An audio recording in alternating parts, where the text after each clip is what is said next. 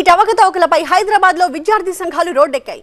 NEET exam ని రద్దు చేయాలని డిమాండ్ చేస్తూ నారాయణగూడ నుంచి లిబర్టీ వరకు స్టూడెంట్ మార్చ్ నిర్వహించారు. ఈ మార్చ్లో వేలాది మంది విద్యార్థులు కదం తొక్కారు. కేంద్ర ప్రభుత్వానికి వ్యతిరేకంగా నినదించారు.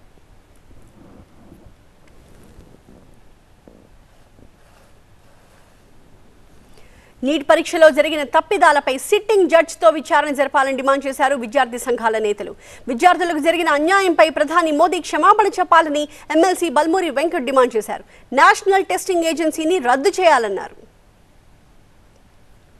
నీట్ ఎగ్జామ్ కి సంబంధించి ఎన్టీఏని రద్దు చేసి నేషనల్ టెస్టింగ్ ఏజెన్సీని రద్దు చేసి ఎగ్జామ్ని మళ్ళీ రీకండక్ట్ చేయాలని చెప్పి డిమాండ్ చేస్తున్నాం.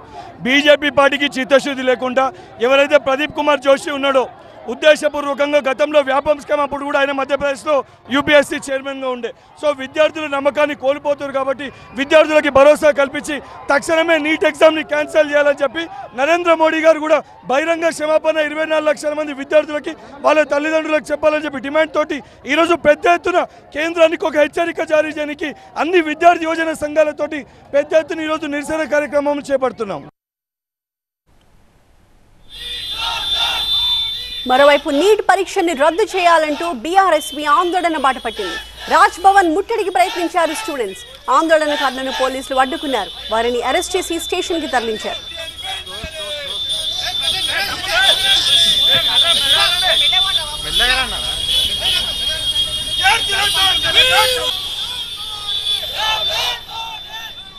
నీట్ అవకతవకల్లో తెలంగాణ సీఎం రేవంత్ రెడ్డికి కూడా భాగస్వామ్యం ఉందని ఆరోపించారు బీఆర్ఎస్పీ నేతలు.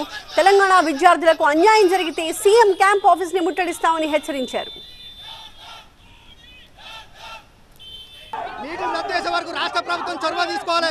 ఎందుకు రేవంత్ రెడ్డి గారు మౌనంగా ఉంటున్నారు? రేవంత్ రెడ్డి గారు మౌనంగా ఉండాల్సిన అవసరం ఉండదు. ఒక పక్క తమిళనాడులో వాళ్ళు డిమాండ్ చేస్తూ ఉన్నారు. ఇప్పుడు తెలంగాణ విద్యార్థులకు, తెలుగు విద్యార్థులకు నీటి వల్ల చాలా అన్యాయం జరుగుతుంది కాబట్టి రద్దు కోసం రాష్ట్ర ప్రభుత్వం చొరవ తీసుకోవాలి. లేకపోతే ముఖ్యమంత్రి కార్యాలయాన్ని ముట్టడిస్తామని చెప్పి ఈ సందర్భంగా హెచ్చరిస్తా ఉన్నాం. తెలంగాణ రాష్ట్రంలో 70,000 మందిగా నీటి పరీక్షలు రాస్తే ఈ రాష్ట్ర ప్రభుత్వానికి బాధ్యత లేకుండా, ఈరోజు చిత్తశుద్ధి లేకుండా, దాని మీద స్పందించకుండా ఇంకా రేవంత్ రెడ్డి తక్షణం స్పందించాలి.